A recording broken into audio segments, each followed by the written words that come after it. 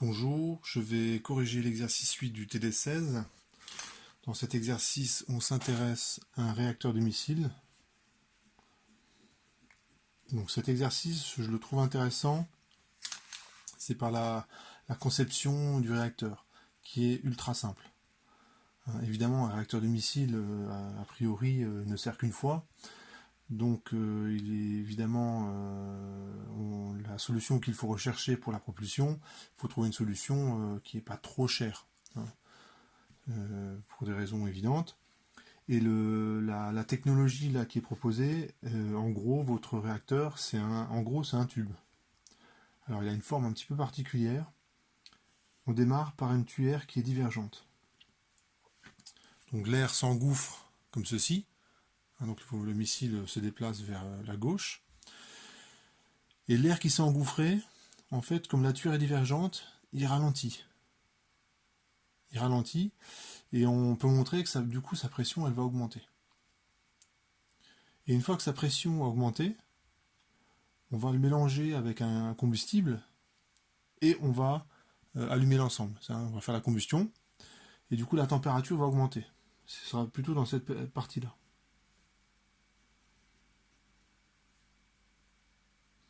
Donc ici je mets des pointillés pour distinguer les différentes zones de mon réacteur. Et une fois que vous êtes arrivé, que la combustion c'est fini, on va dire bon on est là. Eh bien il faut une tuyère ici qui va être convergente cette fois-ci.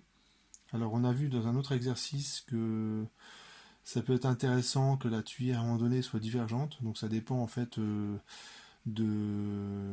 En fait la tuyère doit redevenir divergente lorsque la vitesse du fluide atteint la vitesse du son.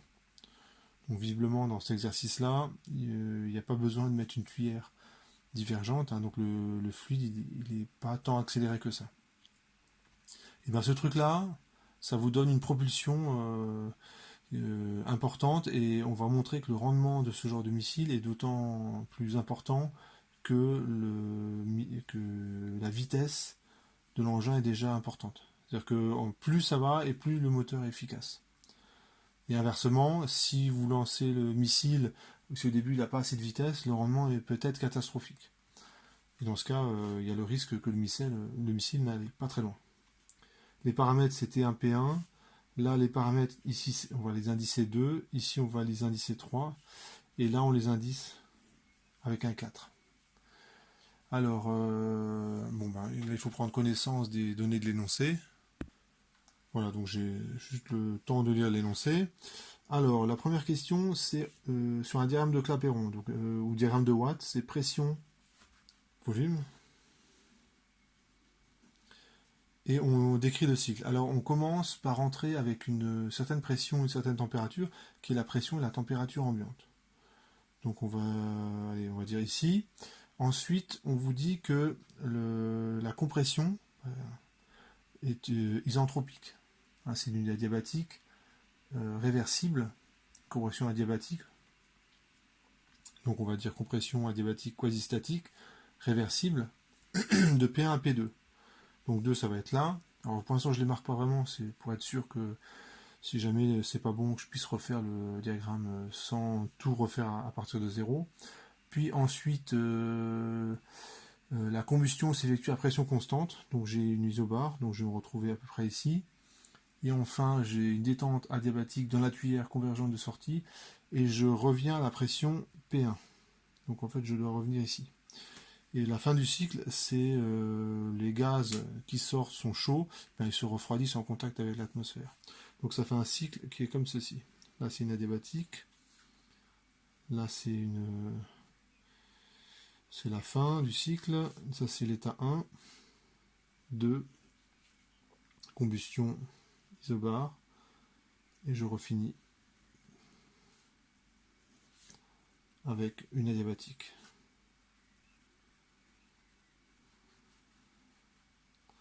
Voilà. Donc j'arrive à représenter le cycle comme ça. Donc ça c'est adiabatique.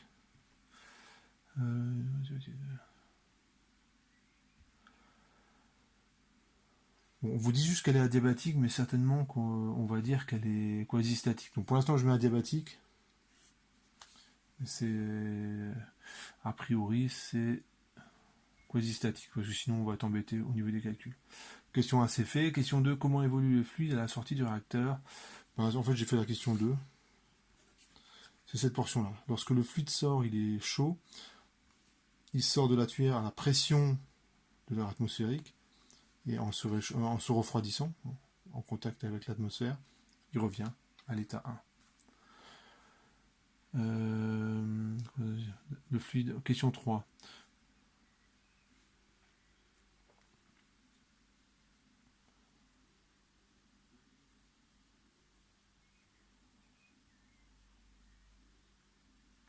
Alors, dans cet exercice, on vous dit que le travail du cycle est entièrement transformé en énergie cinétique. Donc ça doit être certainement dans cette partie-là. Et donc dans cet exercice-là, en fait, ils n'étudient pas la tuyère. Ils n'étudient pas la tuyère. Elle a une forme visiblement convergente. Certainement qu'il y a peut-être un petit bout qui est divergent, j'en sais rien.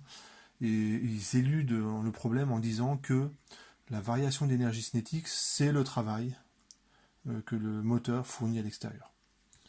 Donc on admet la formule suivante, donc ça c'est dans l'énoncé, que la variation d'énergie cinétique, c'est ce que je veux pour un réacteur, c'est moins le travail du cycle. Donc on va admettre ce résultat. Question 3. Et on va l'expression du rendement uniquement fonction. Voilà. Le rendement, c'est la variation d'énergie cinétique sur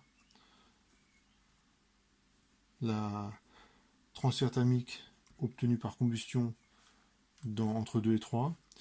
La variation d'énergie cinétique, c'est moins le travail du cycle.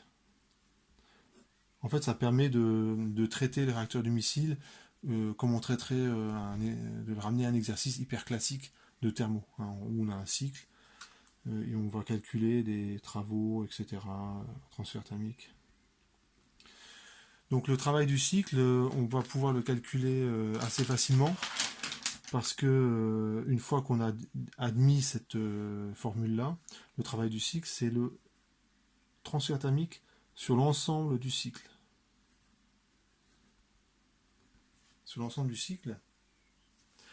Et alors, pour démontrer cette égalité, j'utilise le fait que sur un cycle, la variation d'énergie interne est nulle, car U est une fonction d'état.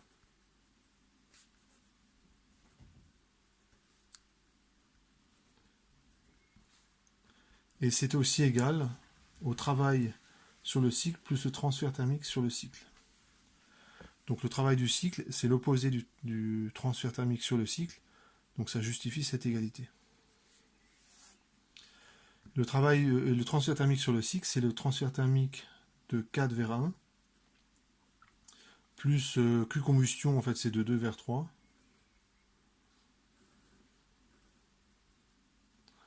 C'est bien sur cette portion-là que je donne que le fluide reçoit par transfert thermique de l'énergie.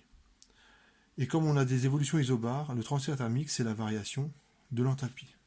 Donc là, j'utilise un résultat de cours qui est important pour une évolution isobare.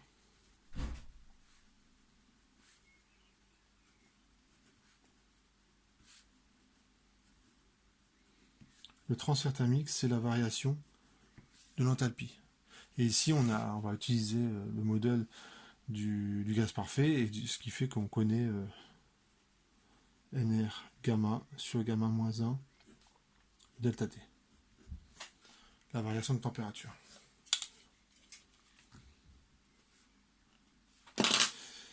Voilà. Et donc, le rendement, ça vaut quoi? Ça vaut, alors une simplification, plus Q 4,1 sur Q 2,3.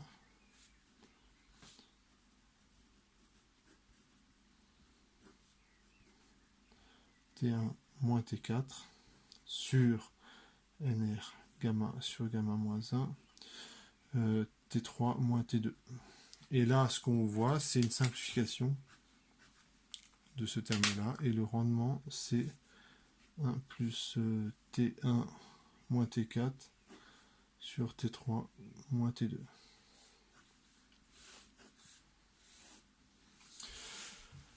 Voilà, normalement j'ai répondu à la question. Il y a une petite indication, on vous dit que gamma peut apparaître, se simplifie, voilà, effectivement ça se simplifie, et j'ai le rendement uniquement en fonction des températures, donc là aussi c'est un petit miracle que ce soit aussi simple. On va utiliser maintenant le fait que on a des adiabatiques quasi-statiques entre 1 et 2 et 3 et 4. Donc je vais... Alors c'est pas écrit dans le... Il me semble dans l'énoncé, mais les adiabatiques...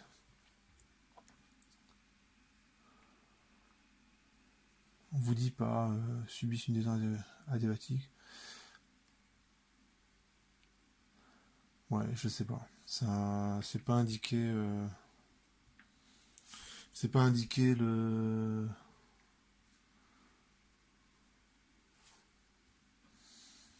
que c'est adiabatique quasi statique. Mais je vais le supposer.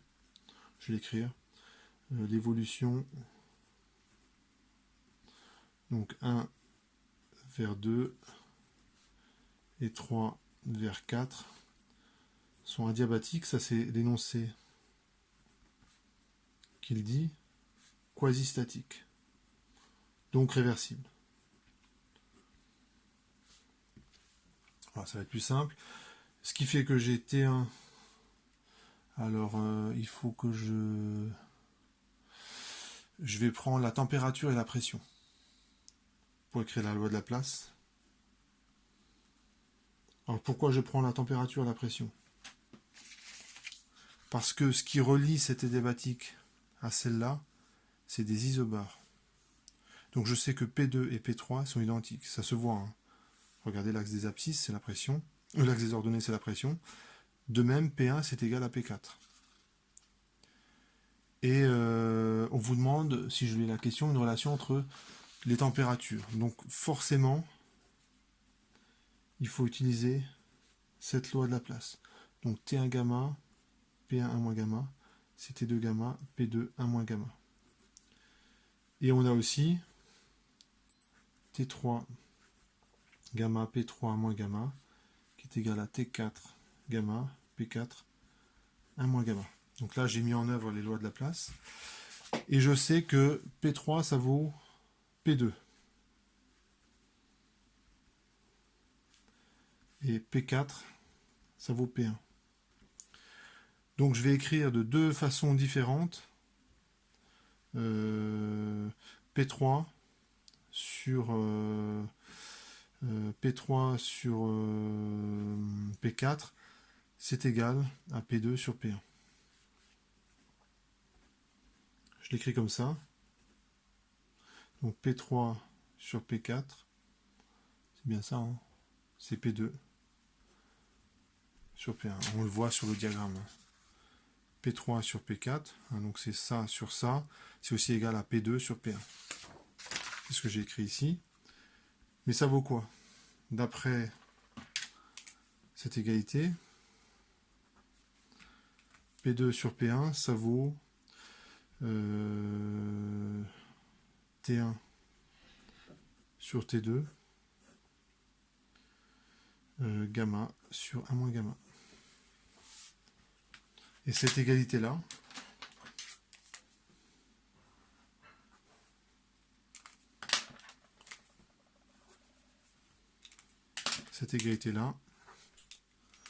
elle vous dit que P3 sur P4, c'est T4 sur T3, gamma sur 1 moins gamma. Donc du coup, une fois que j'ai montré que ça c'est égal à ça, j'ai plus besoin du rapport des pressions. Et j'arrive à l'équation suivante. T4, T2. Alors, ce que je vais faire tout de suite,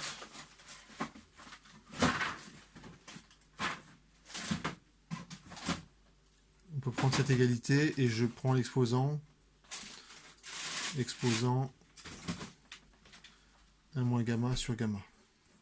Si je fais ça, en fait, je fais disparaître cet exposant qui devient 1.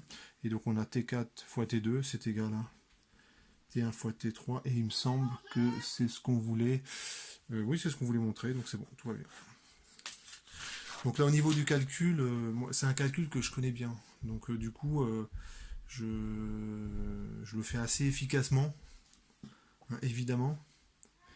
Euh, Vous, normalement, il vous faudrait un petit peu plus de temps, hein. Ça vous demanderait un petit peu de réflexion, mais c'est pas non plus un truc extraordinaire. C'est qu'à partir du moment où vous avez pensé aux lois de la place, à partir du moment où vous avez ce diagramme qui est pas loin, normalement, ça peut prendre plus ou moins de temps, mais je veux dire, arriver là, c'est très faisable. Il faut juste quand, en fait, le secret, c'est, je vous le dis, voilà, c'est un secret, c'est de bien choisir la loi de la place. Est-ce que je la prends avec TV? Est-ce que je la prends avec TP? Est-ce que je la prends avec PV? Et là, quand vous avez ça, vous savez que il faut la température, c'est obligé, parce qu'il suffit de lire la question, hein. La question 4, on vous demande une relation sur les températures. Donc vous savez que c'est soit TV, soit TP, les variables que vous allez prendre pour la loi de la place. Et ce qui relie les deux adiabatiques quasi-statiques, c'est la pression. C'est la pression. Donc, a priori, voilà, vous le savez à la fin, hein, quand vous avez fini, quand vous avez en 4 résultats, mais a priori, c'était bien cette relation qu'il fallait prendre. Je continue. Question 5. Quelle est la relation entre H2, H1, CP, T1 et T2? Eh bien, vous avez H2 moins H1, c'est égal à CP, T2 moins T1. Un CP, par définition, c'est NR sur gamma, NR gamma sur gamma moins 1. Donc voilà, ça c'est vraiment la question à 2 balles. Normalement, ça doit presque vous perturber ce genre de questions, tellement elles sont simples. Question 6. Quelle est la relation entre H2, H1 et vitesse en entrée du fluide dans la tuyère? Eh bien, si j'écris le fait que c'est la détente de Joule-Thomson, donc là il n'y a pas vraiment d'indication.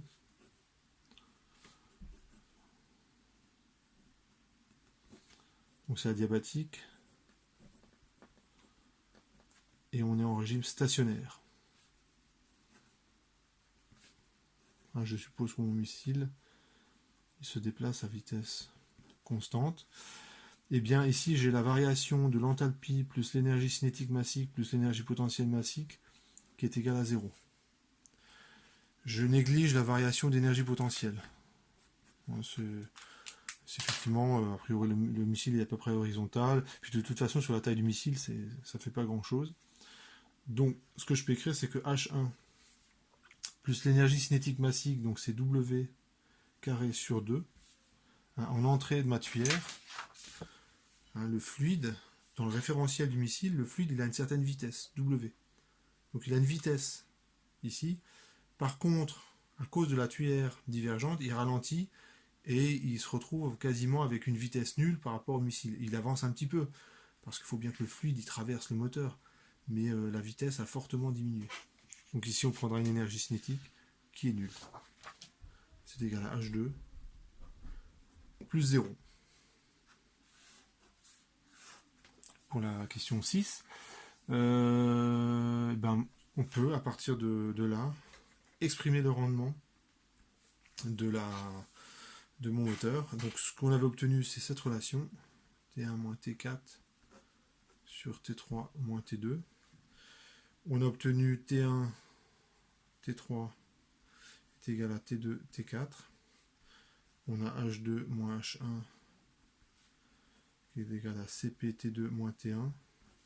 Et H2 moins H1 qui est aussi égal à W carré sur 2.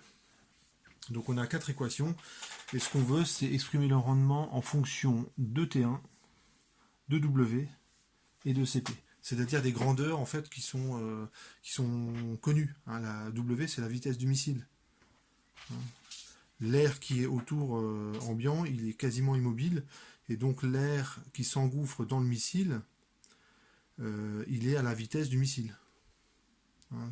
Si on change de point de vue, hein, si on se met du point de vue du missile, l'air autour il est immobile, et si on se met dans le référentiel du missile, l'air c'est comme s'il se déplaçait à la vitesse W du missile, mais dans l'autre sens. Hein. Si l'air est immobile et que le missile se déplace vers là, et ben, du point de vue du missile, on a l'impression que l'air se déplace dans l'autre sens. Donc il faut que je me débarrasse de T2, T3, T4. Donc ce que je peux faire, alors j'ai pas encadré tous les T2, T3, T4. Et il faut que je me débarrasse aussi de H2 et de H1, ça m'intéresse pas. Donc je peux commencer par me débarrasser de cette différence. Donc ça fait W carré sur 2. Ça, c'est la première chose que je peux faire. Ensuite, T3, je peux le remplacer là-dedans. Et ça va faire apparaître... ça va faire apparaître quoi? Est-ce que ça va bien s'arranger? Bon, allez, je vais faire au fur et à mesure. Je vais faire un petit peu bêtement. Donc R c'est 1 plus T1 moins T4 sur T3 moins T2.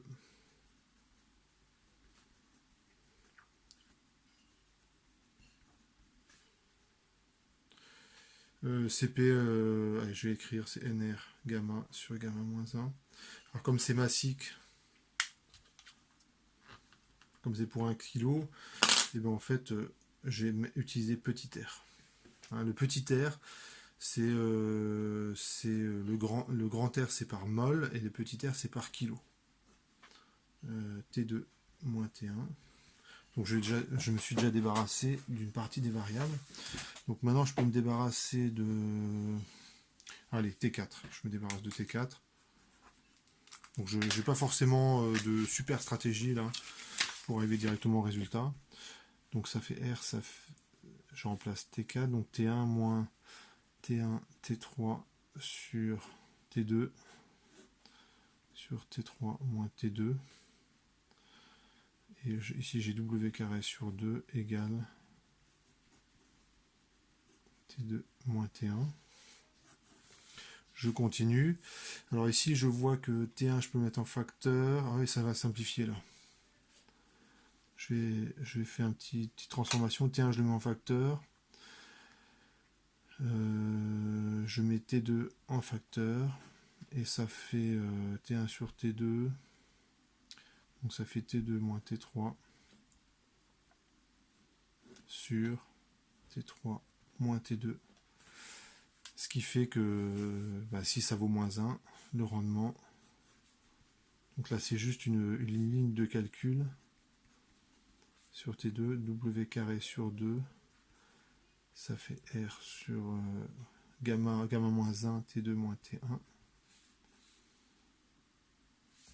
Bon, c'est pas très intéressant, hein, c'est juste des calculs. Et donc le rendement, ça vaut... Donc là, cette fois-ci, je me débarrasse de T2. Et ben, je vais isoler T2 là-dedans. Ça fait 1 moins T1 sur gamma moins 1 sur 2R gamma W carré plus T1. Je pense pas avoir fait d'erreur. Gamma moins 1 sur gamma R. Ouais, c'est bien ça. Donc ça fait une expression. On peut essayer de l'arranger un petit peu, cette expression. Ouais, on peut aussi la laisser comme ça après tout. Je vais fixer bien homogène. Normalement, ouais, ça devrait... C'est bon. Donc on a bien répondu à la question 7. Hein, on a un rendement en fonction de T1, W et en fait CP. CP c'est R gamma sur gamma moins 1. Donc si on répond vraiment à la question, on aurait dû écrire ça. W carré sur 2 CP plus T1. Voilà. Question suivante. On prend...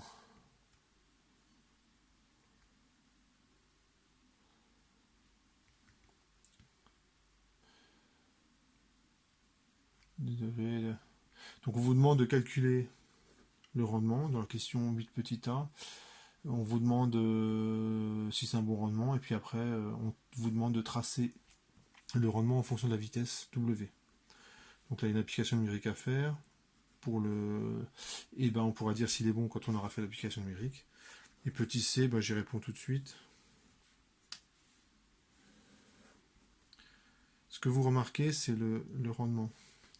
Lorsque W va tendre vers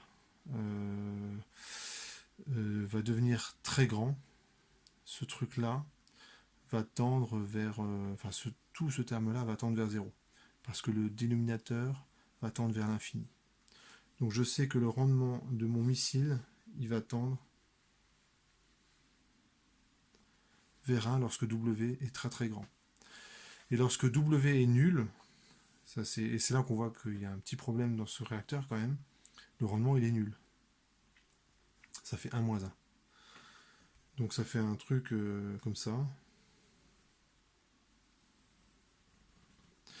Donc le missile, si vous voulez qu'il fonctionne bien, en fait, il faut déjà qu'il ait une certaine vitesse. C'est le défaut aussi de ce genre de moteur.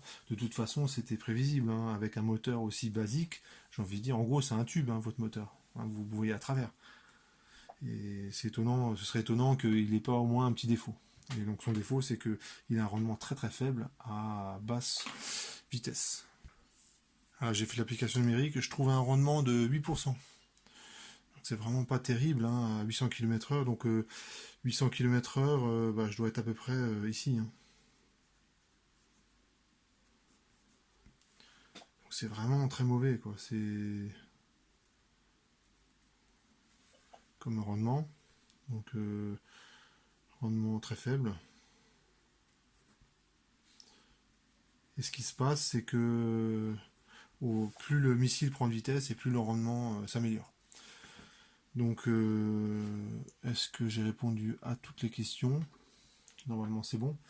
Donc, le commentaire, c'est ce réacteur de missile est de conception très simple, puisque en gros, il n'y a pas grand-chose à faire dedans, finalement.